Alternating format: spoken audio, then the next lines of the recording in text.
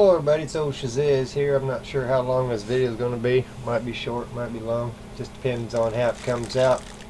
For the most part, I want to make this video as sort of an explanation why I kind of haven't been doing a whole lot of videos. You know, I catch a lot of grief for things that I'm trying to show people. But that's because they keep on looking past what it is that I'm actually trying to show them. What you're looking at right there is a puzzle. It's all in different pieces, right? And all these little anomalies that I keep showing are pieces of the puzzle. And I keep pointing them out for a reason, because whenever I get around to showing something that I want to show, I don't want anybody to be able to say, well, yeah, that ain't going to work, or that's got batteries hidden in it, or whatever, that kind of jazz. I want people to understand exactly what's going on in this situation. Modern day microwaves have a flyback transformer in there, and you can actually salvage the cores out of there to wind your own flybacks if you want. But I keep telling everybody things like I don't care about current watts and amps and all that kind of stuff, because what I'm doing right at this moment doesn't require a lot of current watts and amps. Now, maybe I need to figure out a different way to phrase it, but right now I'm only interested in high voltage, because voltage is pressure and I want the frequency. And that's the reason why I want to show you what I've done here, because people seem to believe that I don't understand what frequency is. So I took what was the primary off of this flyback transformer out of a microwave, and I took this fan out of the same microwave. It's a 120 volt fan, and if you look real close on there, you can see I got that that primary off of that flyback wound around the transformer there that actually runs the motor. And so with that said, you know, something as simple as a 12 volt battery pulse DC, or not 12 volt battery, 9 volt battery pulse DC, you can get that thing to turn. And I'm actually getting a little shock back in my finger from the flyback off of the deal. That's just a little 9 volt rechargeable. These ain't very good, but anyway. So what's the point?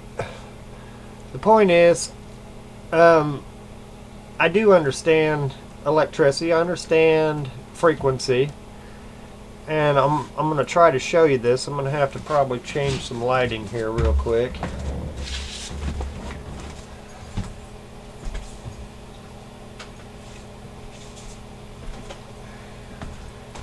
Because the cord I got to run, this is a 12 volt, or it's 120 volt AC, 60 hertz, 25 watts at 12 volt DC at 1 amp. Little transformer. And so I'm going to unplug that light there, which is going to change our lighting there, and I'm going to hook this transformer up.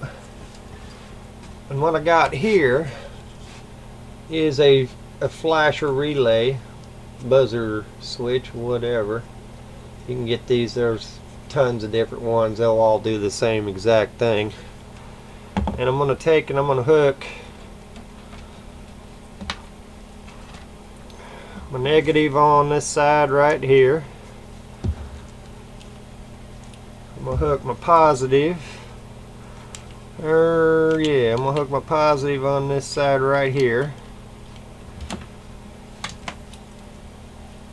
And then I'm going to hook me a wire over here to the other side of that flyback. And from that right there, I'm going to take a couple more wires, and I'm going to come off of these two wires right here that are on the fan motor.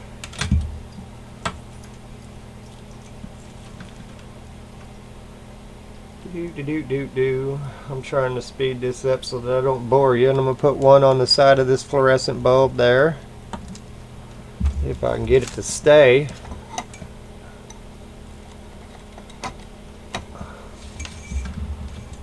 And I'm going to take and put one on the opposite side of the fluorescent bulb over there. Now this bulb right here is burnt out. It's like I show you all the time. All these doggone bulbs that I use, these fluorescent bulbs that I use, are usually burnt out. You can see by the black marks in there, they won't, the elements inside there are no good anymore. Then I'm going to connect a wire right here on that one, and then onto the negative of this battery. And I'll show you why here in a little bit. It ain't going to stand up by itself, is it? Alright. So, basically what I got going on here right now is I got the buzzer coil in series with the relay, or the buzzer coil in series with the primary that I wrapped around the back of that motor. And when I turn this on, you're going to note that this fan is not turning. That's because the frequency is different.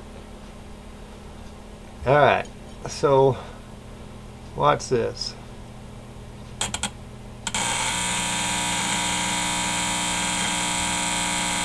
You see how it started there for a second, but then it don't want to go anywhere? That's because where you saw that was whenever when I was connecting it like this. Once it levels itself out, it's the done deal. Alright, now remember I hooked the wire to this battery right down here. And I'm going to take on the same circuit right here, and I'm going to just tap a little bit at a time on the positive post of the battery and watch the fan motor.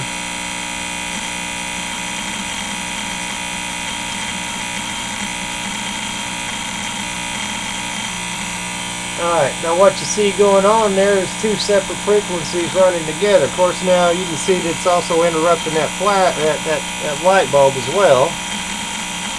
But it could actually be set up to where it wouldn't even disrupt it. You could wire these frequencies, run a wave right over the top of a wave, and run two separate things on the same power source. That one frequency that is able to light this light bulb up isn't even going to have. This isn't going to recognize it. The coil that takes to run this fan isn't going to recognize that frequency, so it's not going to run. But that doesn't mean that you don't have the same amount of power going on.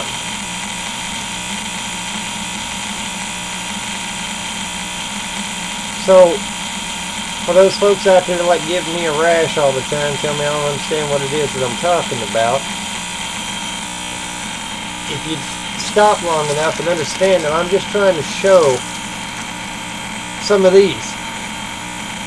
All these little anomalies in my video are like these pieces of the puzzle. When you get these pieces of the puzzle, you can slam them down on the table. I don't know how many times you want to count it out, those pieces of the puzzle, to see how long it actually takes for those pieces of the puzzle to pop in there and make a big picture. Alright, well, it actually takes a little bit of thought to sit there and put these things together. When you put these things together and you understand what it is that I've been trying to show people all along, you understand that each one of these little videos that I've put out here are just pieces of the puzzle. Understanding how magnetic fields work, understanding how frequency works, and then you can take all these things together, even the laws of physics, the Lenz's law. If you don't want to invoke Lenz's law, then don't invoke Lenz's law. That's what my plasma research is about. It's not about current watts and amps at this point in time. It doesn't take a whole lot of current watts and amps in order to energize that gas, because the frequency's going through there and it's vibrating and getting it going. So at a high frequency, high voltage, which is pressure, you can actually get some visible light spectrum, some actual work done out of the deal. That's what I've been trying to show people. And so my explanation why I haven't done a whole lot of videos, because I actually, I'm only human. I get discouraged just like everybody else. You know, I don't know everything there is to know, but I know enough that I can try to help people figure things out. I'm just another piece of the puzzle in that big grand scheme of things. And if you actually have a little bit of patience and understanding what I'm trying to show you, I'm not saying you can run your house on this. That's not what I'm trying to say. What I'm trying to say is that you can actually change the form of energy into a completely different form and move it away from the actual generating source so that you can then in turn change that frequency back into a form that this will recognize. You see what I'm saying here, people? You know? But, you know, I know there's a lot of trolls out there, and there's a lot of people out there that don't want us to understand that energy is free, and it is free. I don't care what, there's nobody in this planet, I don't care how big of a physicist they are, or scientist, or whatever, tells me that, you know, oh, there ain't no such thing as free energy, and the shameful way that the Mythbusters do their works and try to make everybody look stupid for trying to point out things. We're surrounded in a free of energy. We're surrounded in a sea of free energy, and if you can't find it, you're simply not looking hard enough for it. The key is to take those pieces of the puzzle and put them together to make them work. You take one gear out of any machine out there and it will not function properly like it's supposed to. So, with that said, folks, this is just another piece of the puzzle. Alright, I hope you stick with me, and I'll try to do some more videos, but you know, I gotta get past these stupid trolls that are driving me nuts. Peace and love, everybody. Stay tuned.